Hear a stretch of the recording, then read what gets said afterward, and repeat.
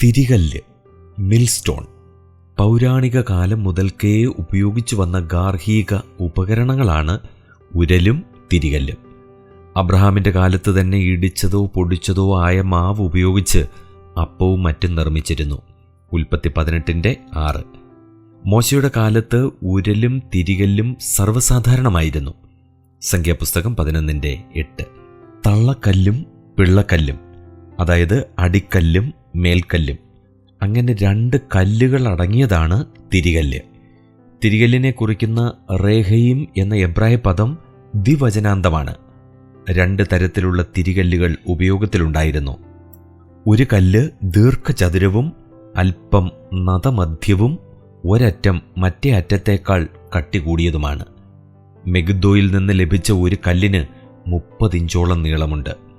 മേൽക്കല്ല് ഒരു വശം നിരപ്പുള്ളതും മറുവശം അണ്ഡാകൃതിയോട് കൂടിയതും വളരെ ചെറുതുമാണ്. അതിൻ്റെ നീളം അടിക്കല്ലിൻ്റെ വീതിയായിരിക്കും.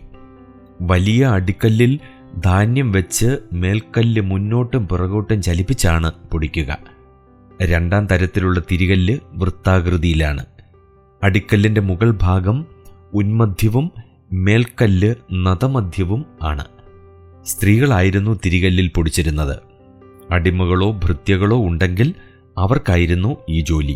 പുറപ്പാട് പുസ്തകം 11:5, യെശയ്യാപ്രവചനം 47:2. ബദ്ധന്മാരെ കൊണ്ടും മാവ് പൊടിപ്പിച്ചിരുന്നു. ന്യായാധിപന്മാർ 16:21. ഒറ്റയ്ക്കും ചിലപ്പോൾ 2 പേരായും നിലത്തിരുന്നാണ് ധാന്യം പൊടിക്കുന്നത്. യെശയ്യാപ്രവചനം 47:1-2. 2 പേരാണ് പൊടിക്കുന്നതെങ്കിൽ അവർ മുഖത്തോട് മുഖം നോക്കിയിരുന്ന് മേൽക്കല്ല് തിരിക്കും.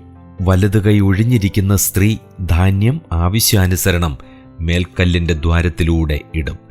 കുടുംബത്തിൻ്റെ അത്യാവശ്യ വസ്തുവാകിയാൽ തിരികല്ലോ അതിൻ്റെ മേൽക്കല്ലോ പണയം വാങ്ങുന്നതിനെ ന്യായപ്രമാണം വിലക്കിയിരുന്നു.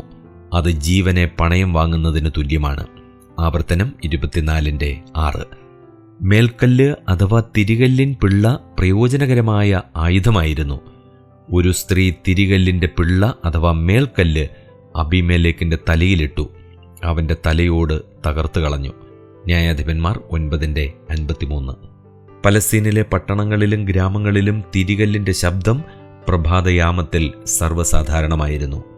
തിരികല്ലിൻ്റെ ശബ്ദം കേൾക്കാതിരിക്കുന്നുവെങ്കിൽ അവിടം വിജനമായി എന്നു മനസ്സിലാക്കേണ്ടതാണ്. യെരമ്യാ പ്രവചനം 25:10, വെളിപ്പാട് പുസ്തകം 18:22.